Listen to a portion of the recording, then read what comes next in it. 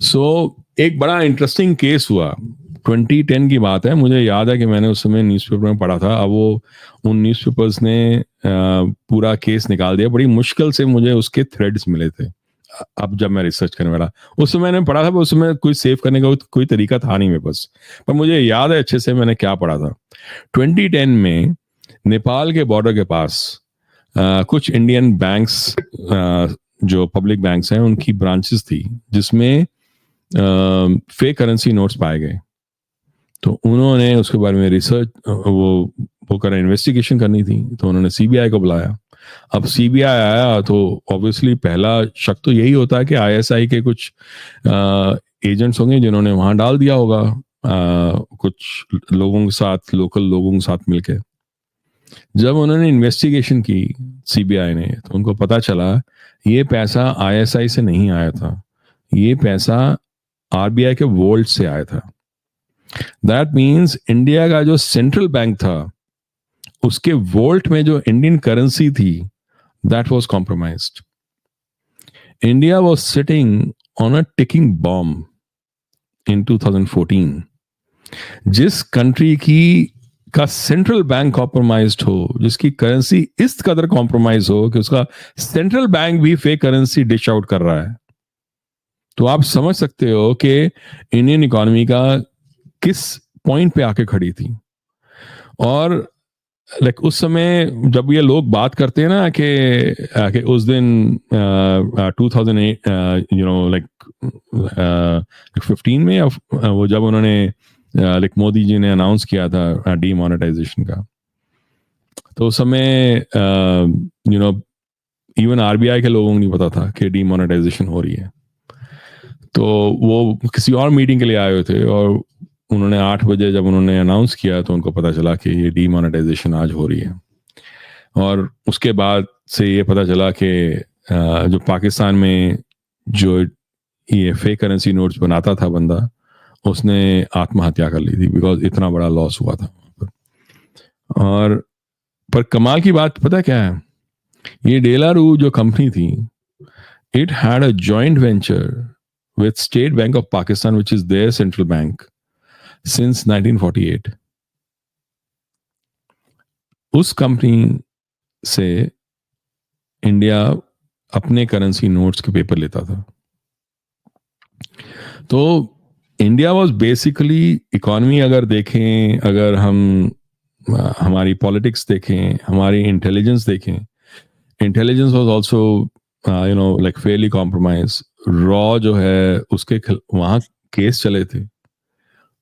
बड़े लोग नहीं जानते एक्चुअली, आप जाके वो गूगल करो, इंडिया कानून में जाके देखो, तो वहाँ केस है पूरा, जो रॉ और उस समय एक और सेंट्रल इंटेलिजेंस ऑर्गेनाइजेशन थी, उसके बीच में काफी लड़ाई हुई, क्योंकि रॉ का after some time it had been broken down. Morarji Desai के आने के बाद मोरारजी देसाई को ये लगता था कि रॉ जो है वो उनके खिलाफ यूज हुई थी, तो मोरारजी देसाई ने रॉ की पीठ तोड़ दी थी।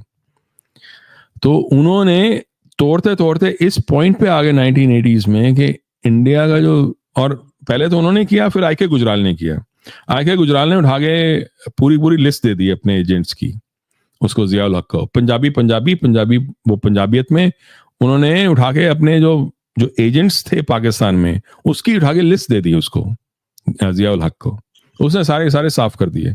1980s तक आते आते इतना बुरा हाल हो गया था इंडिया का कि इंडिया के पास कुछ बचा ही नहीं था उनके खिलाफ कुछ इंटेलिजेंस इकट्ठा करने की। तो ह्यूमन इंटेलिजेंस का जो सोर्सेस थे वो ऑलमोस्ट बंद हो चुके थे। उस समय रॉ की ये हालत हो गई थी कि we had come to a point where open court में केसेस हो रहे थे और डिस्कशन होती थी कि क्या हो रहा है। उसके बाद जब राजीव गांधी आया, actually this like he should get some credit for this. He was the one who started working to bring it back. उसके बाद में बहुत सारे ऐसे आए लोग। आपको वॉइस चला गया। चला गया, आपको वायर को टाइट करिए। अभी ठीक है?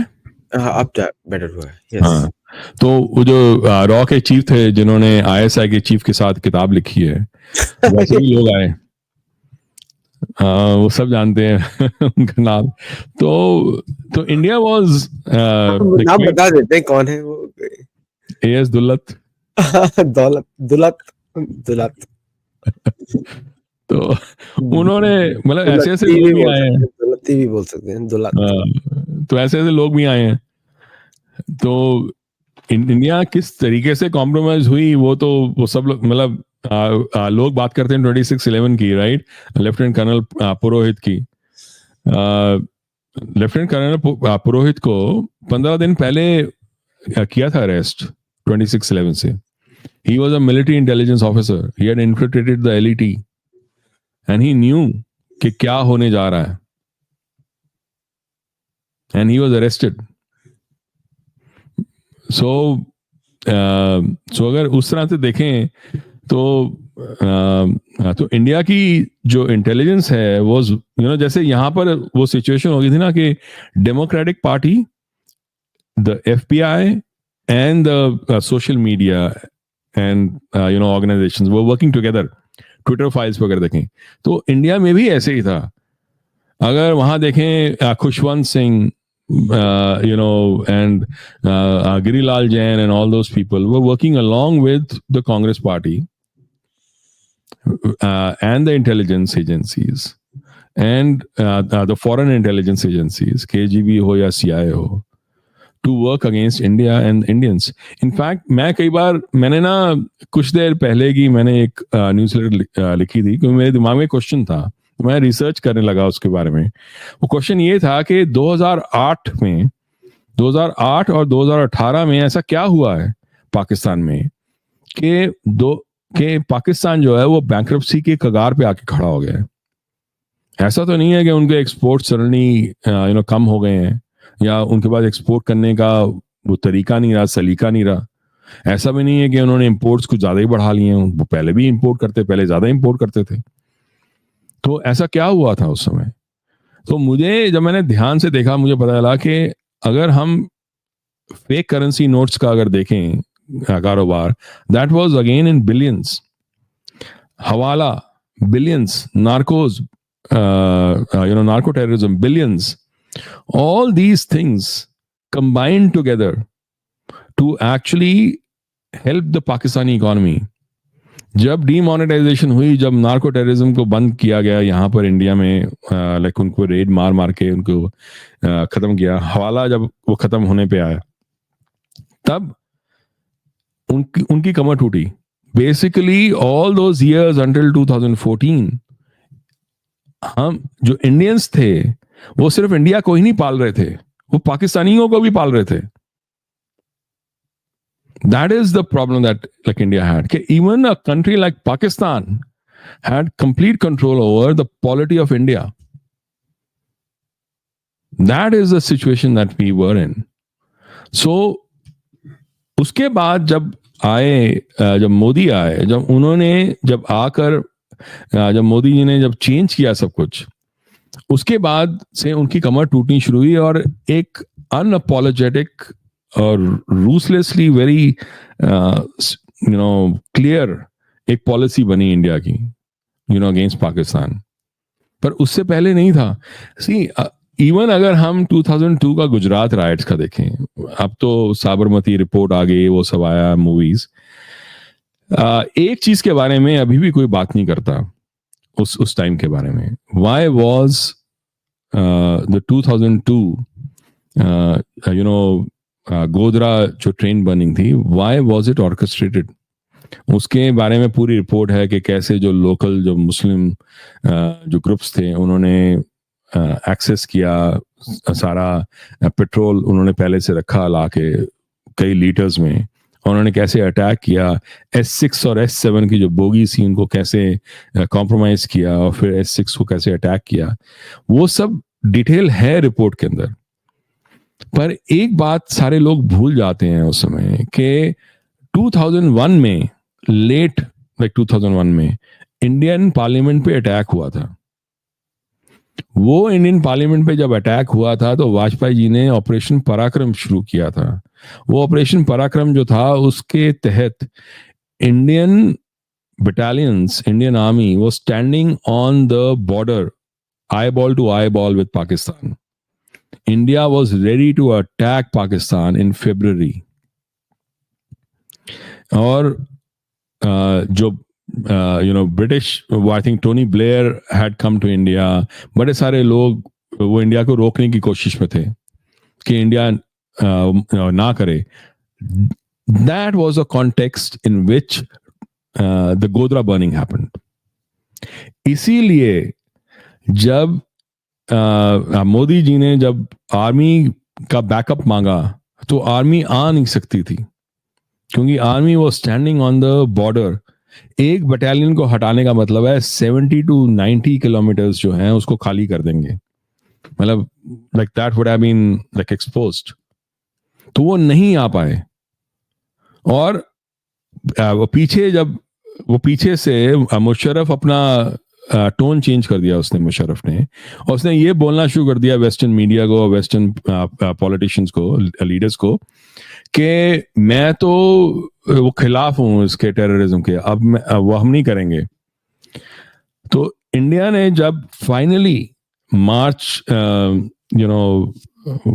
लाइक लेट मार्च में जब उन्होंने लाइक वाजपेयी जी ने जब भेजा आई थिंक 2 या 3 बटालियन भेजी थी, उसके बाद ऑपरेशन पराक्रम जो फिजल आउट कर गया बिकॉज वो 2 बटालियन जब तब तक वापस गई तब तक मई हो चुका था और तब तक जो बर्फ थी वो पिघल गई थी. And that is why they could infiltrate more terrorist from there. So India was exposed at that time. उस समय मई के एंड में कालूचक जो है जो कंटोनमेंट एरिया है वहां पर इन्होंने टेररिस्ट भेज के करीब 2 दर्जन इंडियन जवान्स, उनकी बीवियां, उनके बच्चों को मारा था. उस समय जब ये हुआ था तब वो अगर आप देखो जब उरी में जब अटैक हुआ, जब सिमिलर अटैक हुआ तो जो इंडिया का जो रिस्पांस था वो बड़ा क्लियर था. इसीलिए मोदी जी चाहते थे अटैक करना बिकॉज उनके दिमाग में बड़ा क्लियर था. He knew the history. He knew कि उरी का जो अटैक जो है उसका जो काउंटर अटैक जो करना है that was not only for people who died in Uri, वो जवान जो थे, but also for those women and children जिनको कलुचक में मारा था. ये ऐसे लोग थे और उन लोगों के लिए इन्होंने पूरा तंत्र बनाया कि कैसे मोदी जी जो खड़े हुए उस समय 2002 में उनको कैसे दबाया जाए बिकॉज इंडिया को नीचे गिराना था. मतलब ये जो था ना 2002 का जो और ऑपरेशन पराक्रम और the attack on the Indian parliament, अगर इसको पूरे एक साथ अगर देखा जाए, एनालिसिस किया जाए तो पता चलता है कि कौन कौन ऐसे लोग थे, NGOs, politicians, media, industrialists, foreign media, जो मिलकर इंडिया को तोड़ने में लगे थे. फिर आपको ये पिक्चर बिल्कुल क्लियर समझ में आती है कि डीप स्टेट जिसे हम कहते हैं वो है क्या. और बाद में जब इसी चीज के लिए जब मोदी जी का वीजा जब रिजेक्ट हुआ तो उस समय यूएस में किन लोगों ने उसके खिलाफ काम किया था? दे वर लेफ्टिस्ट्स, दे वर इवेंजलिस्ट्स एंड दे वर इस्लामिस्ट्स. ये तीनों ने एक साथ मिलकर किया था. तो when you start looking at that, तब आपको समझ में आता है कि डीप स्टेट जो है वो आपस में एक दूसरे के दुश्मन होते हुए भी एक साथ काम कर सकते हैं.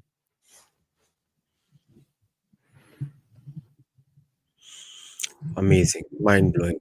एक्चुअली क्या है कि दर्शकों अभी इतने बड़ी अब नोट्स बनाइए, अभी एक और शो इनका आने वाला है जो इसमें हम कंटिन्यू करेंगे क्योंकि बहुत सारी परतें हैं. आप देख ही रहे हैं कि देश का पूरी चीज जितना घुसते हैं उतना और घुस सकते हैं. Chain is deep. Chain is अभी एक एक जो चीजें मैंने बोली है उस पर मैंने उसके बारे में पूरा आर्टिकल्स लिखे हुए हैं और मैं उसका हाइलाइट्स दिए हैं सिर्फ. दृष्टिकोण.com, DRISHTI KONE.com, वहाँ पे जाइए और ध्यान से पढ़िए। ये हम जो शो पे करते रहेंगे ये सब एक-एक चेंज। मैंने तो इनको बोला कि पहला शो को थोड़ा ब्रेक डाउन करिए, तो we go to second one. अब मुझे ये समझ में नहीं आ रहा है इसका टाइटल क्या आएगा?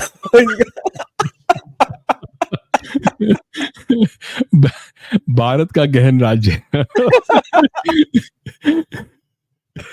इतना गहन है कि अब गहना बन चुका है। इसको गहना की तरह फेंकना पड़ेगा, इस गहने को बेचना पड़ेगा। इस सही इस बात बार शनि देव को तेल के साथ पहना पहना दीजिए इसको, खत्म कर दीजिए। है। सही बात है। चलिए देश की कपूर जी इस पे तीसरा शो करेंगे because now we are getting into this, क्योंकि ये कड़ियाँ इतनी डीप है भारत के लिए कि हर तरफ षड्यंत्र घुसा पड़ा है भारत। मतलब पश्चिम के देश भारत को पनपता मतलब हिंदू से चिढ़ है, हिंदू से चिढ़ है। हिंदू को पनपता नहीं देख सकते क्योंकि सनातन धर्म एकमात्र काट है इनकी, सबकी। तो वही सुर-असुर का संग्राम चल रहा है। असुर एक तरफ है और सुर एक तरफ है। तो भई आप लोग भी थोड़ा मंत्र जप करके लग जाइए इसके पीछे भी यहाँ पे तो हम लोग को भी अपनी पूरी ताकत लगानी पड़ेगी। सही बात है। सही बात है। हम तो लड्डू पेड़े खाते हुए भी इनको वो घर बर्बाद करते रहते हैं। तो समोसा के हाँ। चाट में भी बर्बाद कर सकते हैं। आप देखिए एक चाय के कप ने इनको कितना रुला दिया अभी आजकल।